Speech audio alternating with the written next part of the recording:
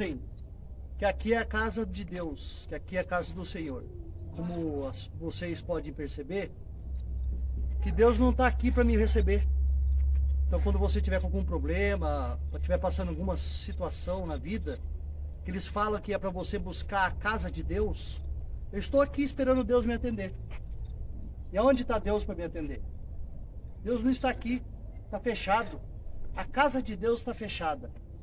Por isso é o engano que é pregado dentro do sistema religioso, onde fala que você tem que buscar Deus ali, porque ali é a casa do Senhor. Este é o maior engano das igrejas evangélicas no mundo inteiro, mas isto vai cair por terra, e que Deus não habita em templo feito por mãos de homens. Meus irmãos, olha o tema. Deus não está aqui. Conforme vocês devem ter assistido no início, a minha breve gravação que eu fiz na frente do templo pela qual eu congregava, eu bati ali. Aquilo ali é lógico que para mim não tem validade nenhuma, mas para muitos que estão cegos dentro do sistema religioso, dentro dos templos, eles não conseguem entender. Eu bati, e Deus não me atendeu naquele local. Nesta mensagem, eu peço a gentileza que você compartilhe com os seus irmãos que ainda estão no sistema religioso evangélico, preso na religiosidade. Tema: Deus não está aqui. E você vai entender com a passagem, tanto na lei quanto na graça, eles sempre falaram as mesmas coisas. No antigo pacto, Deus já tinha falado que não habitava nesses lugares. Mas hoje, o sistema religioso, os pastores, aquelas pessoas com mente cauterizada, ficam pregando que as pessoas não devem deixar de estar ali dentro do templo. Mas vamos ver o que é referente a isso. Olha o que diz Isaías. Isaías 66:1. Diz assim: Assim diz o Senhor, o céu é o meu trono, e a terra o escabelo dos meus pés. Que casa me edificareis vós? E qual seria o lugar do meu descanso? Olha só o que o Senhor falou para eles. Porque a minha mão fez todas essas coisas, e assim todas elas foram feitas, diz o Senhor. Mas para esse olharei. Para quem que Deus olhará aqui? Para o pobre e o abatido de espírito, e que treme da minha palavra. Isaías 66:2. Em Atos, capítulo 6, versículo 9, Estevão contou toda uma história ali de Moisés, de Abraão, e para quem estava ali interrogando, para que você entenda o que aconteceu com Estevão quando ele foi apedrejado. Ele pregou essas verdades, mas que para que você entenda, você tem que ler o capítulo anterior, que é o capítulo 6. Eu vou ler o versículo 9 para não estender esta live.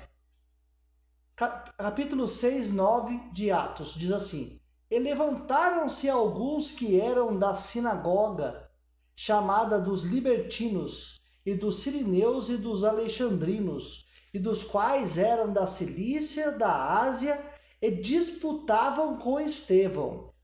Olha para você ver. E aí, Estevão disputando com esses religiosos, Estevão disse para eles assim, ó, e Salomão, em Atos 7, 47 e 48, e Salomão lhe edificou casa, mas o Altíssimo não habita em templos feitos por mãos de homens, como diz o profeta. Qual profeta? Acabei de ler para vocês. Isaías 66, 1 e 2. E diz assim: o céu é o meu trono. Ó Estevão, recitando o que Isaías disse. O céu é o meu trono, e a terra o estrado dos meus pés. Que casa me edificareis, assim diz o Senhor? Ou qual é o lugar do meu repouso? Então não adianta falar assim, aqui é a casa de Deus, que não é. Então Estevão falou sobre isso e Paulo também repete a mesma coisa. Paulo, ele viu Estevão ser apedrejado, ele consentiu na morte dele. Quando Estevão disse assim, Deus não habita em templo feito por mãos de homens. Estevão foi apedrejado porque ele disse isso contra o templo. E Paulo, chegando lá em Atenas, ele recita a mesma coisa. Quando ele chega no meio do Areópago e disse, o Deus que fez o mundo e tudo que nele há, não habita em templo feito por mãos de homens, nem tampouco é servido por mãos de homens, como que necessitando de alguma coisa, pois ele mesmo é quem dá a todos a vida e a respiração e todas as coisas. Mas os líderes religiosos, eles gostam que você acredite neste engano, porque você indo naquele local, você vai dar o dízimo para eles, você vai pagar o salário deles, você vai pagar as contas daquele local, você vai pagar a água, você vai pagar a luz, você vai pagar tudo quanto é coisa. E quando sobrar isso aqui, quando aparece alguém precisando, eles vão lá, ajuda. E ainda não ajuda com o dinheiro da igreja que você doou com os dízimos e ofertas. Ele fala assim, vamos fazer uma vaquinha aqui, e os irmãos que puderem ajudar este irmão que está necessitado. Então percebe que toda a arrecadação que é feita através dos irmãos na igreja, nunca foi para ajudar o próximo, nunca foi ajudar para o necessitado. Eles administram da forma que eles querem. É o maior engano do sistema religioso. Eles administram, eles ajudam o pastor que é amigo deles, eles doam para as pessoas que eles querem.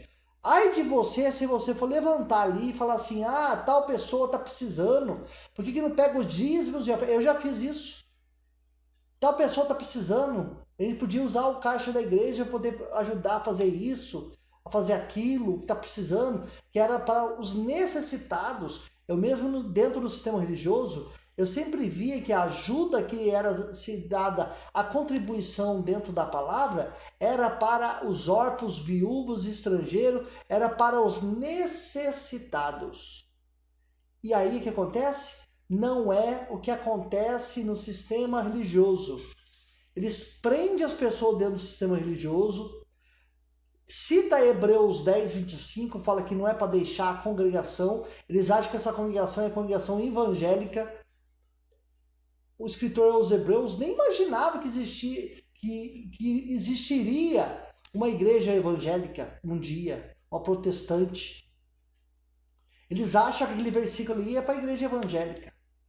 Então, para você ver, o engano que eles fazem, eles aplicam, eles não deixando a vossa congregação, como é costume de alguns, Hebreus 10, 25. Só que aquilo ali não foi escrito para as igrejas evangélicas. Mas eles usam isso na turma. Fala assim, olha, vocês não podem deixar de congregar.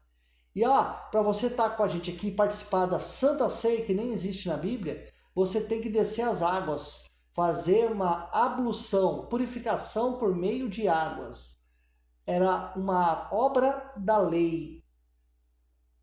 Então, quando você fala para eles do batismo, que é uma ablução, que é da lei, eles falam assim, não, mas Jesus batizou. Mas Jesus batizou por quê? Jesus batizou para cumprir a lei, para cumprir a justiça da lei. Ele se batizou para cumprir um tio da lei. Ele fez aquilo ali porque ele estava montando o ministério dele, ele era ministro da circuncisão. Então, meus irmãos, muitos seguem Jesus de Nazaré, mas Jesus de Nazaré, ele era da lei. Ele nasceu debaixo da lei, sob a lei. E ele pregou para os da circuncisão, que são os judeus.